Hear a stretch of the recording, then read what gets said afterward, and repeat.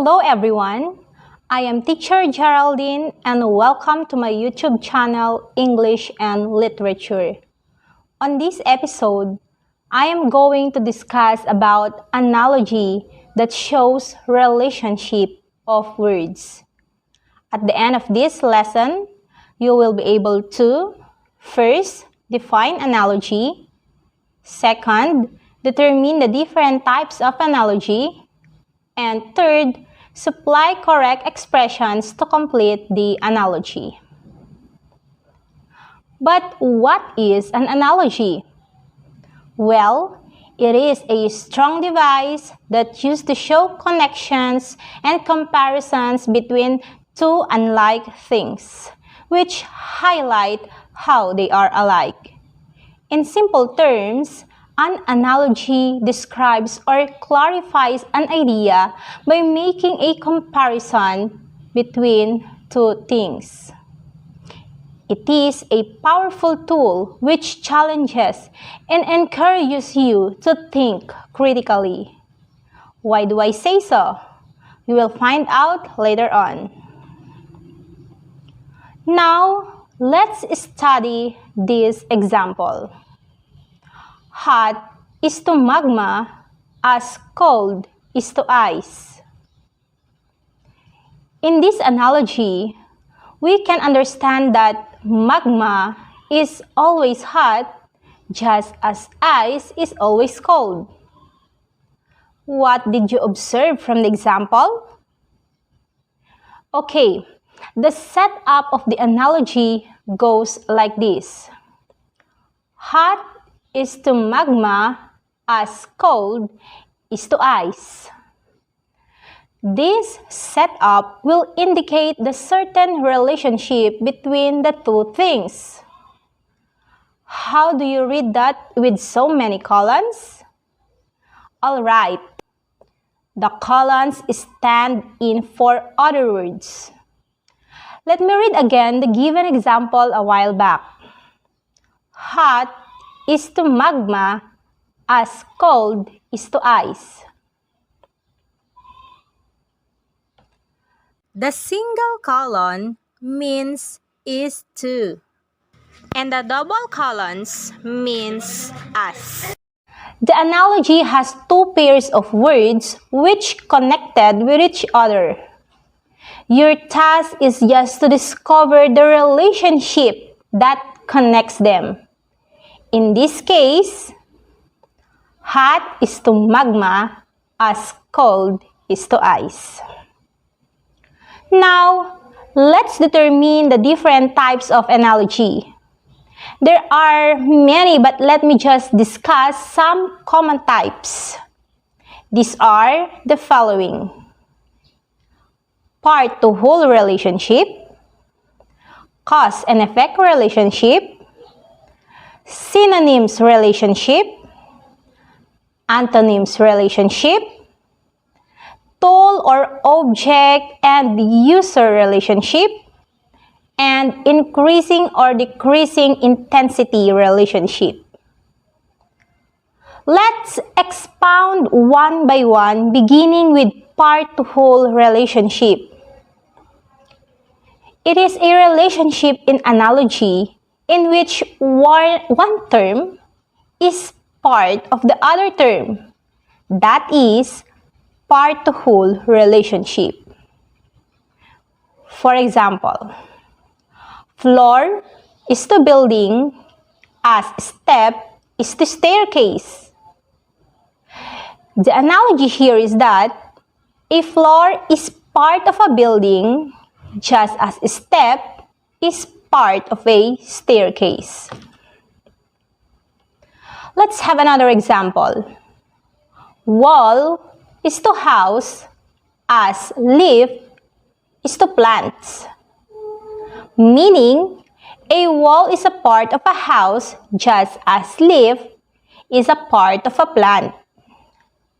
Here is another example. Keyboard is to computer as classroom is to school. What's the analogy of this?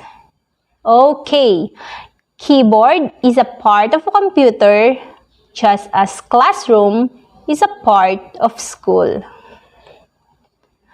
Okay, so that's the first type of analogy that shows relationship of words. Now, let's discuss the second one, the cause and effect relationship.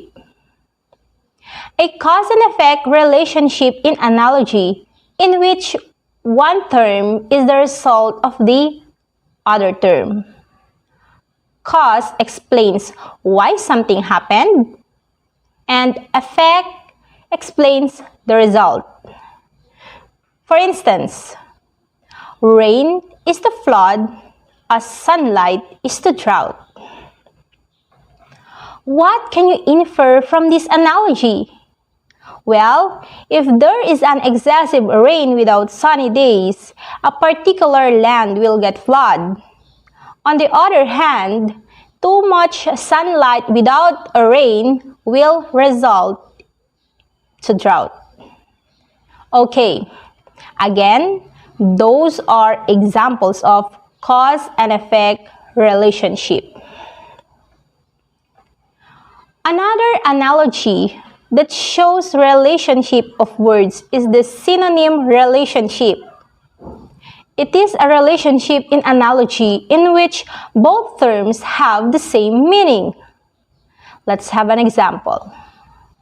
Cautious is the careful, as intelligent is discreet. How do you read this again? Cautious is the careful, as intelligent is the discreet. How do you infer this one?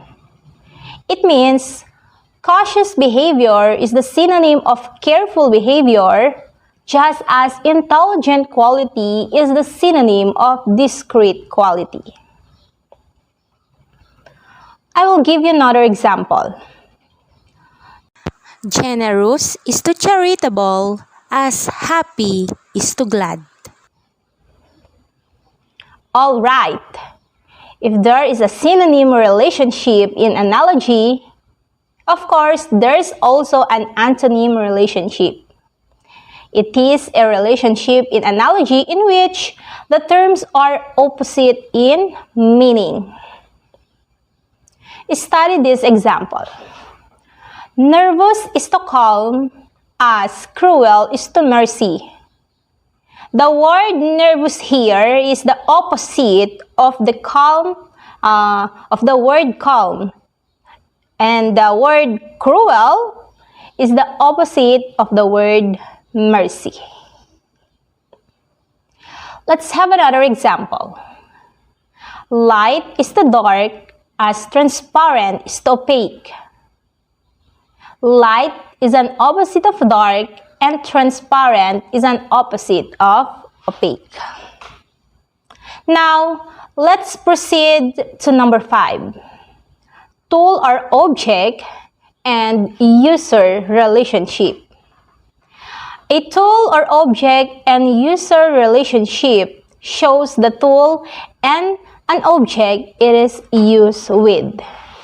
Example, carpenter is to hammer, as fisherman is to fishnet. A carpenter is to hammer, as fisherman is to fishnet. This analogy means that a carpenter uses hammer while fisherman uses fishnet. Let me give you another example. Telescope is to stars, as microscope is to bacteria. Telescope is used to magnify a distant object, which is the stars, just like microscope, which is used to magnify a very small organism, which is the bacteria. Alright, again, these are examples of tool or object and user relationship. Okay, let's proceed to number 6. Increasing or decreasing intensity relationship. Increasing and decreasing intensity relationship Focuses on the connotations of words. Study this example. Happy is to ecstatic, as angry is to enrage. It has increasing and decreasing relationship because Ecstatic means very happy. and enraged means very angry. In this example, you see that these adjectives' intensity increase. Here's another example. Unhappiness is to misery as unpleasant is to terrible. There you have it. Before we proceed to assessment part, let me give you some important things to remember when you think about analogies. First, if the words in the first pair express noun is to adjective, or verb is to noun, or adjective is to adjective relationship, for instance, the second pair should show the same relationship between parts of speech. Second, if the first pair expresses a tool user is to tool user relationship, for instance, the second pair must express the same relationship in the same order. And third, sometimes two or more of the given choices would fairly good sense in the blank. When this happens, you should choose the word or pair of words which most exactly suits the relationship you are expressing. That is exactness. Now, let's see if you understand the lesson.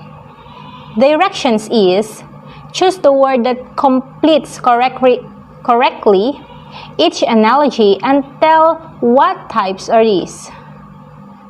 First, or number one, huge is to big as narrow is to blank.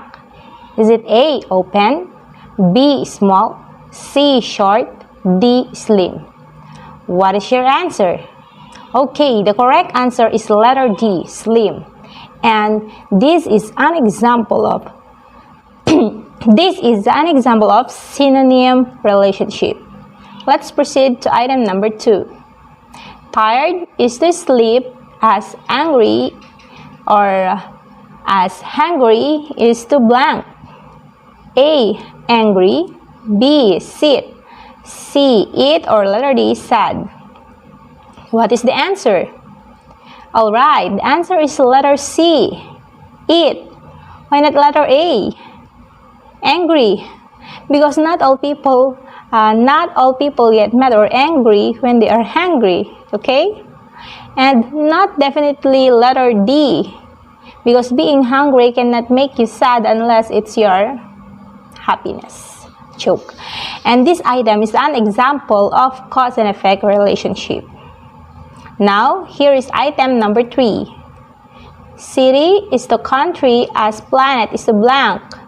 Is it A, stars, B, solar system, C, earth, or letter D, comet? In this item, the answer is letter B, solar system. And that's part the whole relationship. Let's continue with item number 4. Elegant is to unattractive as industrious is to blank. Is it A, obedient, B, sluggish, C, honest, or letter D, hardworking? What is your answer? Very good. The correct answer is letter B, sluggish. And this is an example of antonym relationship. And for item number 5, shirt is to sleep as blank is to flower. Is it A, beautiful, B, red, C, base, or letter D, petals? What is the answer? Alright, the answer is letter D, petals. And this is part of the whole relationship of analogy. There you have it.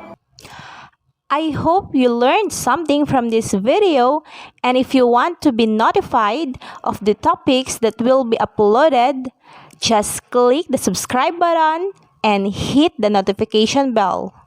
Don't forget also to like this video. Thank you and goodbye.